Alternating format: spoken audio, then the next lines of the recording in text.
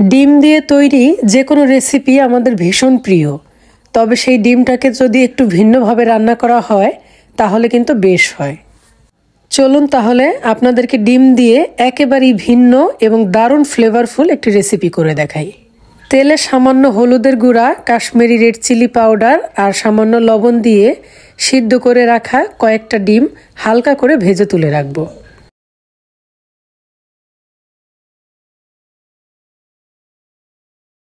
এবার এই তেলে দিয়ে দিচ্ছি মোটা করে কাটা কিছু পেঁয়াজের টুকরো, কয়েক টুকরো আদা, কিছু কাঁচামরিচ মাঝখান থেকে ভেঙে দিয়েছি, রয়েছে কিছু রসুনের কোয়া আর কিছু কাজু বাদাম। কিছু সময় এগুলোকে ভেজে নিতে হবে, আর যখন দেখবে একটু নরম হয়ে গেছে ঠিক সেই সময় এটাকে নামিয়ে নিব আর ঠান্ডা করে এটা দিয়ে একটা পেস্ট তৈরি করব। এই পেস্টটাই গ্রেভির জন্য আমার কাজে লাগবে। সামান্য একটু জয়ফল আর জয়ত্রী দিয়ে দিচ্ছি, যেটা কিনা ফ্লেভারটাকে ইনক্রিজ করতে হেল্প করবে। হয়ে গেছে ভাজা, এটাকে নামিয়ে নিচ্ছি আর ঠান্ডা হলে শিলপাটায় পিষে এটা থেকে আমি একটা পেস্ট তৈরি করে নিব। চাইলে এই কাজটি ব্লেন্ডারেও করে নেওয়া যেতে পারে। এর সাথে আমি আরও কিছু কাঁচা ধনেপাতা বেটে নিচ্ছি। কড়াইতে পরিমাণ মতো তেল দিয়ে তাতে ফোড়নের জন্য দিয়ে দিতে হবে 2-3টা এলাচ, 2-3টা লবঙ্গ আর 2-3 টুকরো দারুচিনি। কিছুক্ষণ নাড়াচাড়া করেই দিয়ে দিতে হবে বেটে রাখা সেই মশলার পেস্ট।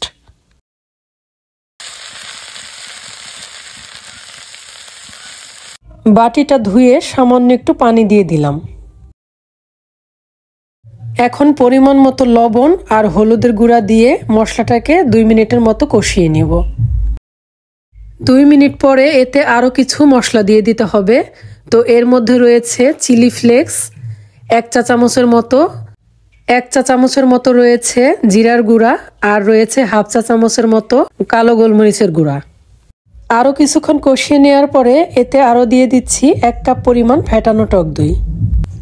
নাড়াচাড়া দিয়ে মিশিয়ে নিতে হবে আর আরও কিছুক্ষণ জাল করে ফুটিয়ে নিতে হবে।